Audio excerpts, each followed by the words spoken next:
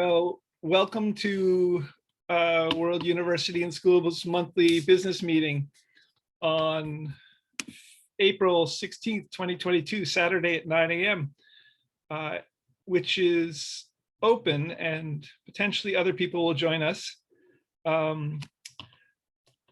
Larry, thank you for joining by telephone. And one other person in Canada could well join us. Who knows whom else? The first item I would love to explore is that World University and School is seeking to matriculate hundreds of students beginning even this May 1st, 2022, and potentially with further MOOCs, like massive open online courses like the free CC4 licensed computer science CS First with Google at World University and School, and potentially combined with CC4 licensed ocw.mit.edu centric MOOC courses, possibly through Google Education further. To this end, Google Education just sent out a day or two ago sort of their path ahead.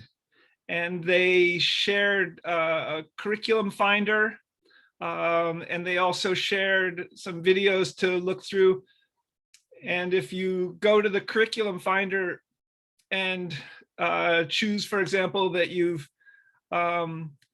you're a teacher and have taught a little bit of coding, you're taken to, you can choose specific course fields like computer science or technology or art or music. And then you can choose some courses potentially for students who have also taken coding. This is a momentous. Larry, what are you thoughts about this possibility that CS First with Google is creating more courses that could possibly be available for May 1st? Yeah, it sounds great. I mean, the only trouble I have is whether they're doing enough on the off CS courses. Good. Yes. Right. I mean, what they shared in this email is just seems like a beginning set of coding directions. So one of the things I was pleased to see was that there was, you could choose an hour-long course, you could choose a few hour-long courses. One of the things I was pleased to see was that there was an interactive presentation possibility that popped up. And I think that could open the way to even teachers teaching MIT OpenCourseWare and non-computer science. Right. So that's great. Or any of these equivalent to 15 hours like the credit hour would be? They haven't gotten that far. I see. Okay. So like the first CS First with Google at World University and School course, learning the Scratch programming language, could correspond to that 15-hour 3-credit unit sort of way of thinking. But I don't think they had any other courses up yet that I saw. Well, expecting it by May 1st is a little optimistic. I wondered who this email came from at Google Education, and I'm wondering whether it was Brendan Chan or possibly Justy Sexton, who does who did some of the introductory videos for the CS First with Google. One of the things I'm wondering about is if these courses that possibly emerge from them could be something that Moende Avande would be interested in. Well, that sounds logical. That would be great. Would they? How could they be college courses? Is the sort of main question I have. That's what I was asking about: is how could they be a college course? Because I mean, what you want to avoid is somebody putting together 15 or 20 or 45 even 1 hour courses, and then that doesn't equate to a regular credit hour course. Right. 3 credit hour course. The one other thing that popped up in their email, I think, was that they have a loose focus on standardized testing, which may be buzzwords in the American education world. But from a Google education perspective, I think they're engaging these questions is good. Where I think, well, are they intending to machine grade them or people grade them? That wasn't mentioned, and there weren't even, in the certificate for completion for the first CS First with Google at World University and School Scratch course. It was the completion aspect that sort of, in a sense, would give the student credit. And the language was in the certificate, even, which I came into conversation with the Google Education certificate, was you have what it takes to create code creatively. And that's all great language. So whether standardized testing was just a buzzword that they were throwing around as they... What was it again? You said what the buzzword was and I didn't catch it. Standardized testing. Oh, okay. Whether that was your, I think also maybe your question. So I think Google Education is great in a sense, maybe if they are becoming a possible even coding team that World University and School could collaborate with in next steps for offering online sort of courses for bachelor's degrees after this first CS First with Google at World University and School Scratch programming course. That's what my hope is. Are we collaborating with a new coding team for courses?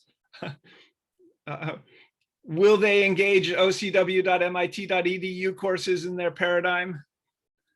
I hope so. But will there be 2 or 3 courses that Mwende Avande can start to take May 1st? And possibly 4 students from a school in Ahmedabad, India. There were 4 of their highest achieving students at the Rosary School on their website. And I wondered if they could even matriculate as undergraduate students beginning soon, May 1st or September 1st. All to be seen. Okay, I still think first is a little too optimistic to think about that. Okay. Questions. Right. 0A, item 0A is also, could Mwende Avande, for example, matriculate as an undergraduate? Just a minute, my wife is wiping out the door and I don't know where she's going. Okay. Oh, okay. Going to visit a neighbor. Okay. Could Mwende Avande matriculate as an undergraduate? That's a big question with these new Google education courses, CS First courses, in May or September. And with a new Python language with Lego Spike Prime robotics kits course from his home in Cameroon, Africa, for example. And who's delivering that course? My hope was that it would emerge either by CS First. And so I looked up this morning and also tweeted on World University and School's Twitter feeds how to code Lego Spike Prime robotics with the Scratch programming language for beginners. And there was one new video I found, and it's interesting, and it's just someone exploring. And he's got the Scratch programming interface up on the main YouTube video. And he's down in a little video working with sensors, sort of hardware from Lego Spike Prime Robotics that he's playing around with the coding from Scratch. So maybe that could be the paradigm for a new course in May. Might be, instead of Python language, Scratch language with Lego Spike Prime Robotics kits from his home in Cameroon. But that course doesn't exist either. This was just an exploration YouTube video. But those are cool to see. And I'm actually, if there was a course that emerges, that would be cool to explore too, for I personally, actually, and also perhaps to teach it in the future and code with people. So I'm going to move on to item 1. Why can't we hop into Google Street View with Time Slider? For example, up on the ridge in Google Street View in Canyon, and or for example, into Google Street View with a video, with a picture from MIT of a glacier in the Arctic or Antarctic. And then this picture, it appears to be, who knows whether it's melting or not, but there are also sort of some scientific graphing approaches shown in this MIT picture of this glacier or this iceberg. And I'm wondering how this could also, with text in the sidebar of Google Street View, become a whole new way of doing science. So from Street View, could we hop into our imaginary boat in the Arctic and begin to, and could students start to begin to examine this melting glacier with images and video, and that other scientists had found, but also maybe our students going up to the Arctic in 5 or 10 years and adding more videos, and then doing science around them with graphs and equations and text in the sidebar, all in Google Street View. Yeah. What do you think about all that? That sounds like a reasonable midterm goal. I mean, usually you float ideas past me and they're 20 and 50 years out of line, but this one sounds reasonable in a few years. Great. It's not immediate. Yep. The problem is somebody's got to be in charge of setting it up so students, quote, quote, who don't know any science at all, other than in generalized terms, can jump in on it. I mean, you just can't throw them out there in the Arctic, swing, sink, or swim. They have to be guided through experience. Yeah. Great. I mean, the image I'm referring to is in item 1 of the agenda and news from MIT. The other Google Street View link that's there is of the ridge in Canyon, near where the World University and School WUaS Corporation is listed in Google Street View, Google Maps in Canyon. And I would love to be able to do science on my own, and even with students and other faculty, and as a student, right there in that Google Street View image, a little bit like doing ethnography at Harbin in Google Street View. So that's maybe those will, I'm not sure whether midterm or whether I could begin to do science in a year from that Google Street View image, or sort of view of the Canyon Ridge. Maybe I'll be able to do science in a year, virtually at least there. We'll see. Item 2 relates to item 1, and it sort of is a theory of maybe ethno-wiki virtual world graphy, which is also a theory. I can't put all those words together. Hyphenated adjective. So ethnography, wiki, virtual world, ethno-wiki, Okay. virtual world graphy. Ethnography, an interpretive practice of peoples. Wiki means fast, sort of curating, teaching, learning. Think Wikipedia. Virtual world means Google Street View and the Omniverse and many others. So an anthropologist at Tufts University sort of posted an interesting paper he wrote that could theorize further ethno-wiki virtual world graphy, ethnography, wiki, virtual world. And the title of the paper is "Everything Lies in Space, Cultural Data, and Spatial Reality."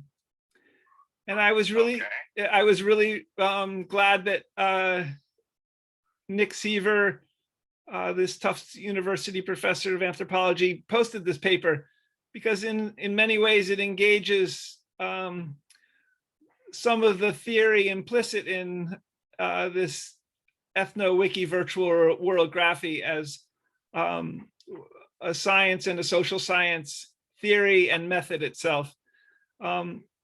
Will you, with ions and your book on ionic theory, be able to work newly in Google Street View, maps Earth at the molecular level? It's quite a stretch. It was interesting to see George Church, the Harvard and MIT professor of genetics, tweet recently, propose your favorite molecule to him and their group, and they will build it into a chip. They will code this molecule in the physical world with hardware, a chip from Roswell, and then therefore kind of digitize biology. And I'm not sure whether you, Larry, with your ionic book, will do something similar in proposing your favorite. Are there multiple kinds of ions in the world? Well, the ones I'm interested in are, from point of view, extremely simple. It's not biochemistry, it's straight chemistry or chemical physics. So they're really small molecules. So that for those really small molecules, they might be able to do the first part, but then what would they try to simulate after that? That's a good question. I don't know. Yeah, if we found a way, if you proposed the ions that you wanted to include in that hardware chip semiconductor, maybe they would sort of, what I'm wondering about is how will this all further after the amazing science of connecting molecules to semiconductors, to chips, to digitize biology, how it will emerge, again, coming back to Google Street View with Time Slider, and for modeling and simulation and creating a realistic virtual Earth, to be seen. But yeah, molecules are small. When you mention the word biology, you're way beyond what I can do. Right. Because the molecules in biology are huge monsters compared to the things I study. Which has an advantage because they don't care that much on accuracy, because they got so many atoms to talk with in a molecule. But on the other hand, it becomes whether you're simulating something real or just making up a model. Yeah. Great to know, great to learn. We'll see how this chips emerge. One two further thoughts in these spheres. First, to do this, say, molecular biology and genetics that George Church is proposing, and to connect all those molecules with chips, hardware, semiconductors, we'll need a lot more PhDs studying molecular biology. And a lot more time. And we'll also need potentially a lot more chips and kinds of chips with time. World University and School can certainly, in our planning, help with the former. Whether we can help with the latter and the WUaS Corporation side, if we begin to develop our own chip sets for creating a realistic virtual Earth, is another set of questions. Coming back to, I think I mentioned in the last agenda news, remarkable NVIDIA gaming corporation that started with GPUs, general processing units, chips, and connecting it with the Omniverse and so much more by Jensen Huang. Well, again, to throw in a little history, that's been a goal 100+ years in chemistry, leaving out the idea of chips and computers and stuff. Can you take an atom with as many given properties as you want and put them together and make realistic models of what the molecule is doing? Yeah. Okay. But the reality is, after all this time, progress is being made, but it is extremely slow and is nowhere near to be complete. So even if you said a computer chip and that kind of simulation would help, that's from your perspective. From the point of view of a scientist, it's nowhere near right. If you can't do it physically, can't do it yourself, regardless of a computer, it's not going to be very useful. So it's a long-term goal. It's not a short one. Great. It gets into further my thinking regarding the physical and the digital, the actual and the virtual, for scientists such as yourself to learn more about such ions and molecules in the laboratory is on the physical side. For George Church to develop aging reversal genetics and seek to work with this in terms of molecular biology, and then further connect it with a chip like Roswell Technologies chip, is also on the physical side. But then the Roswell Technologies chip, with these new digitized, in a sense, because it's a chip also has software, is of these molecules that George Church is inviting people to propose their favorite ones about, will further create the modeling on the virtual computer science digital side. That's my ongoing focus, the physical digital conversation. And great to hear what you have to say about the physical and molecules. There's a lot of work for 100 years. Yeah, and the proof of the pudding, as always, do you agree with experiment? The answer so far has been no. Yeah, the creating chips and digitizing such molecules that George Church is inviting is another aspect of proof in the pudding. Once you create the chip, you've created a whole new world, and connect it to the biology, you've created a whole new world. Then but if the reality is that whole new world is not very likely to be connected to our real world. Yeah. There's a tendency of someone to think once they did one thing like this, that they have therefore described the reality of the universe. Yeah. And it doesn't work that way. At least so far, none of the tests that you made of that kind of system have worked. Right. Interesting. this chip may be open a whole new world, and hopefully World University and School can build on this too some. I'm going to move on to item 3. Exploring developing a WUaS International Baccalaureate Diploma program online in India here in its 22 official languages. And potentially starting newly with the CS First with Google at WUaS course for a high school and undergraduate college levels. This is a question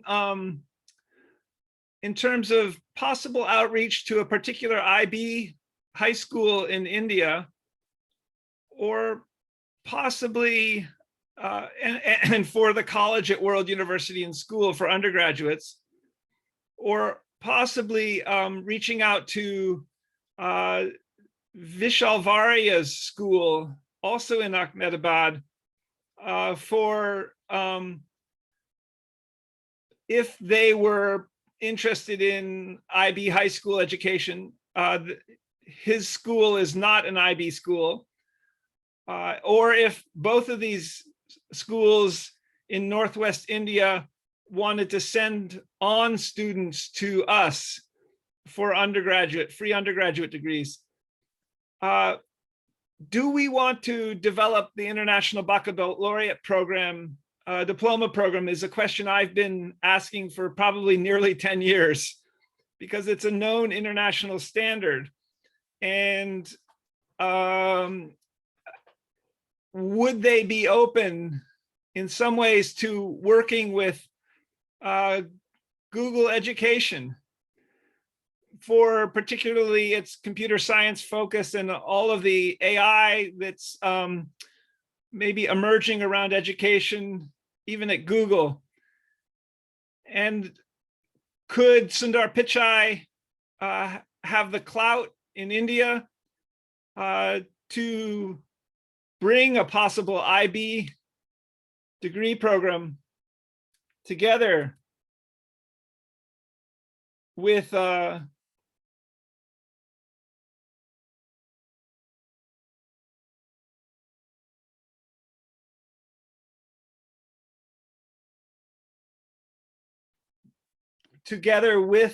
Google for Education? So these are questions I'd like to address further. And we'll see what happens with the communication process in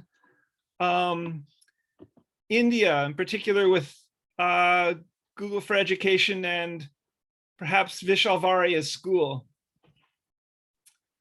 Item 4, glad to be in communication with Shahrazad Shirvani, PhD, a friend from UC Berkeley in Southern California, and regarding possible collaboration, even with Stanford Iranian Studies and World University and School. Hello, Larry. You went away. Yeah, a signal dropped. And I wasn't, thank you for calling back. Well, it's not always unclear who should call back. So I was waiting for you for a while, but then gave up, called you back. I went forward because the limited amount of time. Thank you for calling back. The question I was just wondering about is World University and School IB diploma program in India's 22 languages, and Google Education, and possibly Sundar Pichai for some of these questions. Any brief thoughts about that? No, I've sort of interrupted my thinking, and then it's been a couple minutes ago now, so go on. These questions are emerging in World University Schools in communication with a couple of folks. And one of the questions is related to this that came up with the IB school in India, was how do we protect our students, World University and School students, if they were in India, for example. And that all, I reached out to Peter Norvig and Sundar Pichai about that as well. So hoping it becomes clear how to proceed either with IB program in India for 22 languages in World University and School with Google Education, or some sort of hybrid that it might emerge thanks to Google Education and CC4 ocw.mit.edu. How does that sound? Sounds reasonable as a hope. Okay. It would be fascinating if we might find undergraduate students to matriculate from both these schools. We'll see also. Item 4, glad to be in communication with a friend, Shahrazad Shirvani, PhD of UC Berkeley, recent graduate in Southern California, and regarding possible collaboration with Stanford Iranian Studies and World University and School for Iran World University and School and in the Farsi language.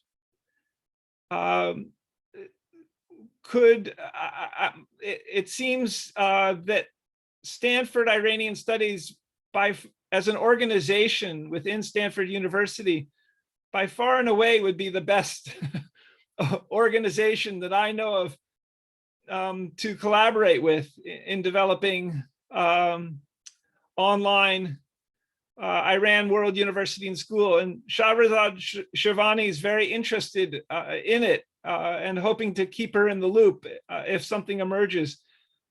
I haven't reached out recently to Stanford Iranian Studies in these regards specifically to collaborate further. Abbas Milani is the lead there.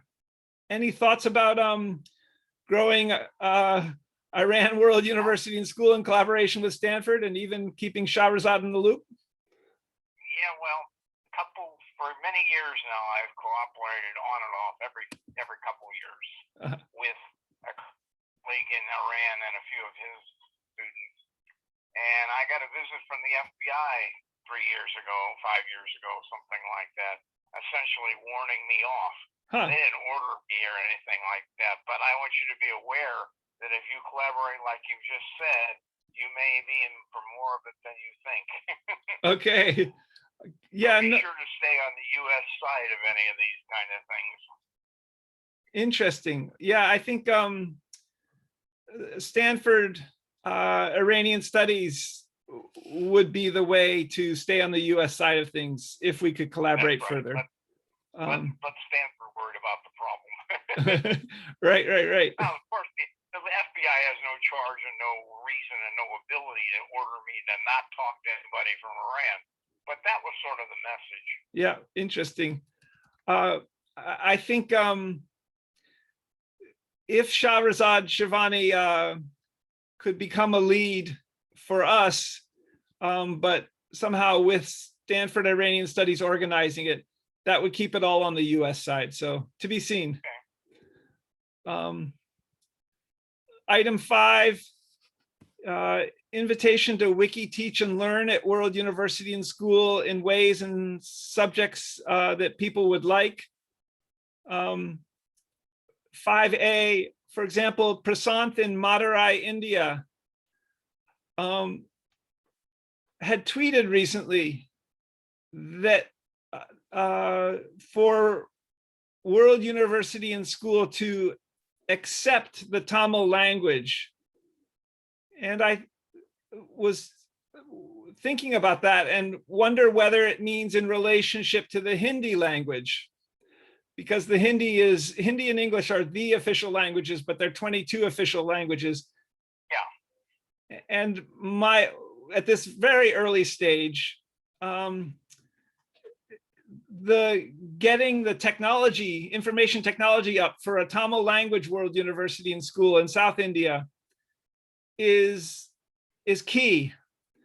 And yeah, I don't see it any different than setting up a Romani version of everything. So the people who speak Romanian, whatever they call the language in Romania, would have a way. I don't want to get stuck between Hinduism versus Tamil. I mean, that's just an unproductive place to be. Yeah, no, I mean, I think Prasant is from South India, and Right. we have this focus on 22 official languages in India. I wonder if Prasant is worried that somehow if there was engagement from India, whether Tamil would get left behind or something like that. But here we've been also communicating with Vishal Varia, who I think is Gujarati in Northwest India. And the Gujarati language is also very large in India. And my hope is that we could start with all 22 languages, including Gujarati. It's interesting how India brings all its linguistic diversity together. And it may partly be through religion. But it's also the fact that all 22 of them, no one can really dominate all the rest. Yeah, they've kept it distributed. It's pretty cool. In India's creation of a democratic, largest democracy on the planet as a nation state. One of the things there is, I think, I'm not sure if Prasant will become a PhD student or not. He's very interested in the Tamil language. I see that as an expression of identity. If he could take a lead in developing Tamil language World University and School in Tamil, and we were getting reimbursement from Indian departments of education, and he was getting compensation, could he find his way into getting hundreds and thousands of Tamil-speaking students to matriculate and study cc4ocw.mit.edu in the Tamil language, and further develop, another World University and School with these 22 languages in India and 200 countries in the world. We're going to have 120, 150 universities in different languages is the big picture. Right. Thoughts? We just can't control them all, but it has to be someone or some small group of people who's doing about it. So if he wants to set up a Tamil school, that's fine. If he finds himself able to do it or has a few people to help him, we can just generally supervise, but the burden has to be on them. Right. I mean, if we can set up the information technology for Tamil language World University and School in Wikidata, Wikibase, and that's and also with Google, I think Prasant will have the information technology to grow a Tamil language World University and School is my hope. And perhaps World University and School will be getting reimbursement for students, and we'll be potentially selling Lego robotics kits as well through our bookstore, robotics store. Am I responding to your question, your thoughts? Well, basically that's it. I'm basically saying you're agreeing that you got to stand off. You can't be too active involving in that school. If he won't be active, we can't do it for him. Which is a plan. We can't do it without him either. No, yeah, I mean, I thought he might matriculate as a PhD student. He still might. We don't have really the structure going for that yet. And this brainstorming right now is, well, if our Tamil language World University and School in Tamil grows, perhaps he could become a head of that instead. We'll see. Item 6, the WUaS news and question and answers continue, and I'm glad that World University and School is listed on the can post to YouTube again in these regards. Item 7, I reshared the fundraising opportunity and attached letter of agreement that you had been significant in helping to create some years ago. Yeah, I got a copy of it. And I have Mitch Gold in mind. He has a future of the United Nations office in mind, but he also is, I think, very potentially skilled at fundraising and could find 10% fundraising opportunity interesting. What do you think about that? Well, if someone's interested, I'm going to go with it. I mean, but I don't know how to create, because obviously they're going to say, what are my chances of doing that? And they have to invest the time in advance without much guarantee that they're going to get funding. That's the usual problem with a fundraiser, you realize. Right. Well, he probably has gotten this. He hasn't come to business meeting. I had sort of discouraged him from coming to this business meeting. He may well come to a WS News and question and answer on a Monday in the future. If he's interested, I'll reach out to him further about this. Okay. Item 8, Wikidata reached out to us about the new Wikibase cloud, which is the sort of IT platform between Wikidata in 300 languages, a structured knowledge database, and WUaS MediaWiki, our front end. So Wikibase Cloud is a new instantiation of, it's migrating from a previous one, WB Stacks.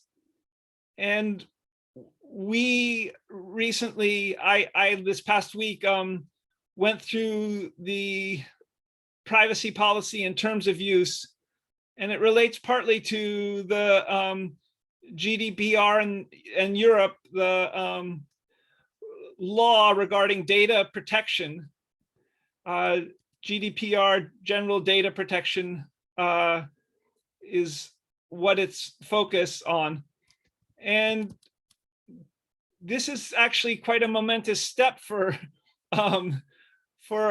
us on the World University and School and the WUaS Corporation side, because I think it will facilitate translation and also publishing. So in some recent subsequent communications with them, I added an imprint to our World University and School academic press page. And this is a further way of possibly beginning to think through how our academic press could be in 200 countries and 7,000 languages with the information technology and legally. What do you, any thoughts about that as we proceed? No, I think that's a good step, but we'll see if it plays out. Yep. Item 9, WUaS is registered for a Stanford Medicine event, 6th annual Stanford Drug Discovery Symposium on April 25th, 26th, and potentially regarding the 200 planned online teaching hospitals with online medical schools at ocw.mit.edu centric World University and School. And even brainstorming wise, in developing 7.9 billion avatar bot electronic medical records, and for telerobotic surgery and genetic engineering, drug therapies emerging too. So this is a potentially a good connection with Stanford Medicine further. It could also lead to us facilitating clinical trials for speakers of all 7,151 known living languages, with Stanford doing the IT, the data, and packets being sent out through the mail for double-blind clinical trials is just one example. Any thoughts about all of that?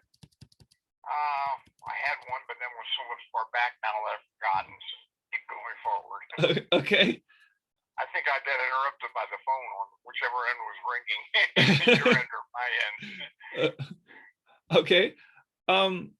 item 10 is the WS Music School. By clicking through a digital window for real-time music making, how could World University and School focus the programming of this? Yeah. And it's probably not an easy computer science challenge. No, it's a hard one because of the delay and its variability on each end. So I have some experience with Zoom church services, and they give up. They have everybody in the Zoom audience because when somebody, even though they're all following the same, and even if somebody's up there directing with their finger, they're all off, and they're off ahead, and they're off behind, and it just doesn't work. It's like a bunch of geese cackling, you know. So anyway, yeah, I know the problem. I just don't know the solution. So it's got to be a computer science, and it's really a hardware glitch as much as anything else. And I don't think anybody conceived of music when they were worrying about just getting sounds through it all. Right.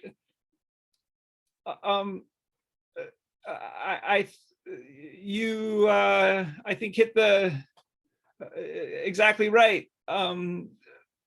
Even when you reboot a computer and open a browser with 20 tabs in it, everything slows down.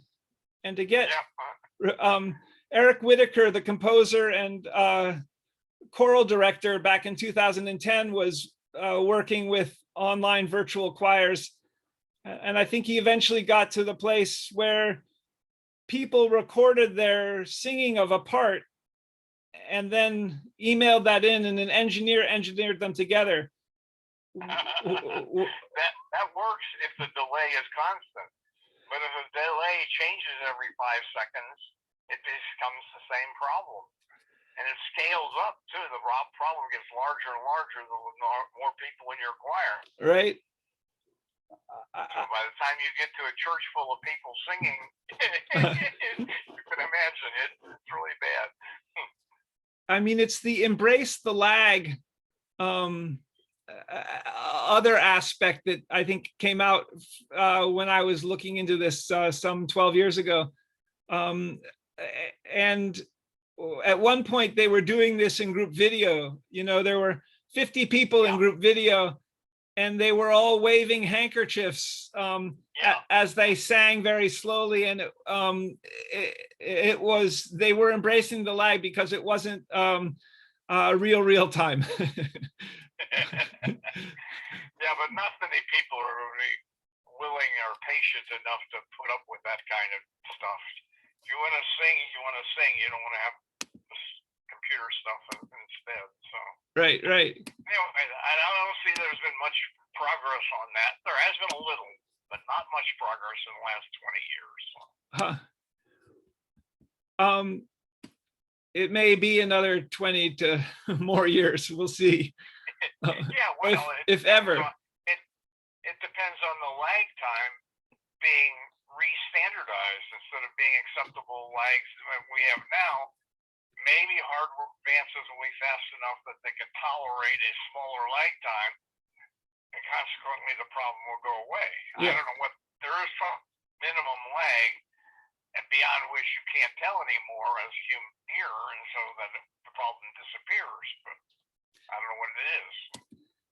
And I agree, and I think if you're also planning for outer space, a possible proposed voyage to Mars and back in 2038 or 2039 or beyond, all of that would play into how you would plan for real-time music making, because the internet is distributed and it's a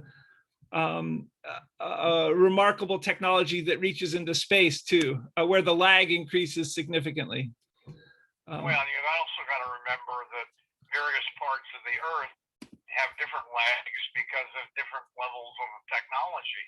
Yeah. And so just because the U.S. could do something, that doesn't mean Botswana would. So. Right. Great. So in the last 10 minutes, the WUaS Corporation, WUaS Press,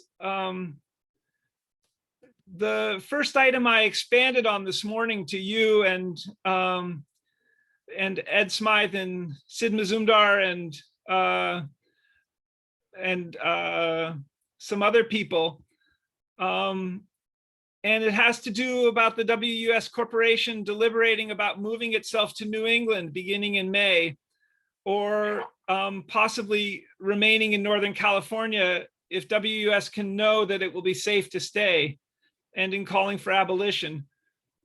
And the expansion on the idea is basically how to fill out the US Postal Service PO Box renewal form. Well, it really goes beyond that. In principle, you've given a physical address that if somebody was looking for you, they'll find you. Yeah, I mean, there's the WS Corporation only has a PO box in Canyon, basically. Right. If they showed up in the street address, whatever it is, 605 something or other, they wouldn't find anything there. Yeah, right now it's great that the World University and School is in Google Street View, Google Maps at 670 Ridgecrest or 86 Ridgecrest, or the numbers change through the years. But we're not there physically. And right now I'm living in what I'll call an unsafe house north of Berkeley and on a third lease, which ends also on April 30th. Yeah. And the federal form for post office renewal again, where I wrote last year, 2021, that I was living in a safe house north of Berkeley, is also due April 30th. Yeah. So I have to move out of this place by April 30th, north of Berkeley. And where to move, safety questions emerge. I actually called a medical doctor at Tufts Medical Center, whom I know through previous years, I've talked with in Canyon and talked with in Philadelphia area too, around the Quaker Study Center, and asked him about how to approach the Canyon, moving back into Canyon. And what he said was, it's a good idea to move back into Canyon if it's safe.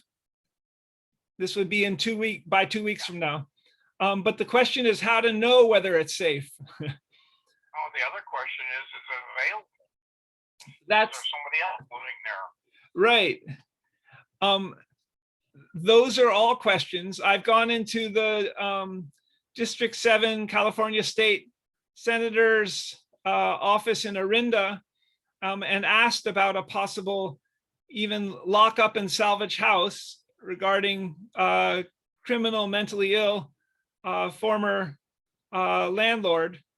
And my friend Ed Smythe, MD, even sought to precipitate possibly moving back in to Canyon, even on Wednesday, even moving in yesterday. But so by suggesting that let's explore moving in, and then he came over for tea and smoothies on Wednesday evening and said it wasn't safe to move in, essentially suggested that. But interesting that we took this first attempt to move back into Canyon. So I'm wondering what will emerge in the intervening 2 weeks, or whether I should even seek asylum on the East Coast because of safety questions, and in calling for the abolition, for example, of the illegal drug and sex industries internationally and their latent networks of violence. I'm just not in any position to give you any advice there. I mean, you have to make the decisions. So the WS Corporation I might well end up, if I move back east 3,000 miles, I might well seek asylum and forward the mail from the WUaS Corporation, writing on the U.S. Postal Service form this year, due by April 30th. Please forward the mail. I've moved back east for safety questions. The reality is, the stuff you put on those forms, nobody ever uses those addresses. Yeah. In all the years, has anybody ever tried to do anything officially? No, not that I'm aware of. So.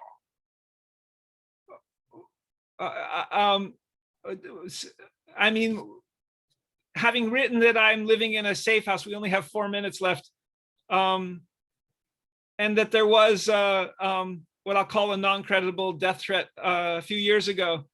I think that having brought in federal processes, because it's a U.S. Postal Service federal form for renewal, and then gone to the state of California, District 7, California State Senator's office in Orinda, bringing in state processes, that there's a new communication process potentially going on. But I'm in limbo here. I know. My view is that since you're in limbo, you can do whatever you want. Because you have a rational explanation for why you did what you did, then do it. Nobody's telling you not to. Great. I mean, so I can either, I mean, I would like to know whether I could move back into Canyon on May 1st safely, or I'll move back east, I guess, is sort of doing what I want. So yeah, stay tuned. That's basically a good set of, and I don't see any value to moving back to Canyon from the point of view of WUaS. Since you're physically out of it, what's the advantage for trying to move back? I mean, it would be getting a physical, first physical property potentially, and maybe you've been reading, we would like to set up a academic medical center, potentially from there, and a WUaS Longevity Genetics Institute, and even begin to develop a warm water cure with science and social science field site production, how to create virtual field sites up on East Bay mudland, and also potentially develop avatar bot electronic medical records, potentially for 7.9 billion people. Yeah, but none of those are tied to being in Canyon. They all would be, but how? with the warm water cure, and but I may well be doing this virtually from Cuddy Hunk in Asylum. That was my point. Yeah. Yeah. Or Boston or something. Thank you for the conversation. Stay tuned. Okay. Let's see, 3 items left. I think we can do it in 2 minutes. Okay. Item A is Stanford Mine Pi and inflation. Yeah. If we could list this Stanford Mine Pi, if the WUaS Corporation could list it on the new Silicon Valley long-term stock market exchange, and in planning for 7.9 billion people, and in 200 countries and 7,100 known living languages, to end poverty and combine it with wiki education by distributing a main cryptocurrency via UBI experiments. How would that work with inflation? And I think that's up to the Stanford Mine Pi people and the Federal Reserve and World Bank. I think that's way above our playing level. Yeah, it's just one note here. Stanford Mine Pi is stopping their 24-hour mining sometime in March or April this year. I mined it this morning, but I think they may be phasing out the sort of the regular mining from here on. We'll see. Yeah, don't worry about how much electric power is being wasted by all these various cryptocurrencies all simultaneously doing things like this.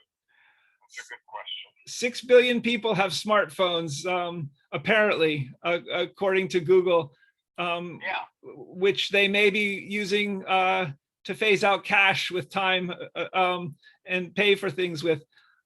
Those all take electricity. We'll see how the planning has gone for digital cryptocurrencies on mainnet, and maybe we can list Stanford MindPi on the new Silicon Valley Long-Term Stock Exchange. To be seen. Item B, physical digital WUS robotics stores in Gulf of Guinea, Africa, in India, and in the USA to begin. We haven't heard back from Lego Robotics, and I'm leaving that up in many ways to further connecting with Stanford and Google Education, for example, potentially with even World University and School collaborating with the Google New York City store for physical digital stores. But as I started monthly business meeting this morning, I mentioned the Lego Prime robotics kit with the Scratch programming language, and maybe Mwende Avande in Gulf of Guinea, Africa, can further develop his Scratch programming languages with Spike Prime robotics kit in Cameroon this September. It's my hope, and help start our stores. What do you think about that? Yeah, you got to wait till somebody's willing to do that. So, right. Like a good candidate. So item C, as we close, seeking to also the FDA, Food and Drug Administration approved genetics engineering revolution, drug therapies. This is just a brainstorm, but could we carry these in our online stores with our online teaching hospitals? So system-wide, to fix everything genetically in one's body, everything from my outer left eye to aging eyes to my right eustachian tube dysfunction. So system-wide rejuvenate biology. And that's sort of a George Church thinking. Another pill, another capsule to reverse aging, first to a 20-year-old's energy. And that's the aging reversal idea too, with genetic engineering. And another capsule or genetic drug therapy to live to 150 years old. So as genetic function declines with age, how to add genes back in so that we could live to 150 years old. Those are all optimistic, especially FDA approved. What do you think about that? It's a good idea, but it's 50 years on the line, so. Interesting, great. George Church mentioned the year 2030, and maybe even with FDA approval. We'll see. I'm not. It may well be. He's always optimistic, though. So. He's created an interesting body of research that we'll see when it the scientific evidence comes in further for this. 50 years. I'll let's hope it's sooner. Thank you, Larry. Okay. We'll be in touch in the not too distant future, and thank you for participating in monthly business meeting. I'll get the minutes out fairly soon. All right, good enough. Talk to you later. Bye.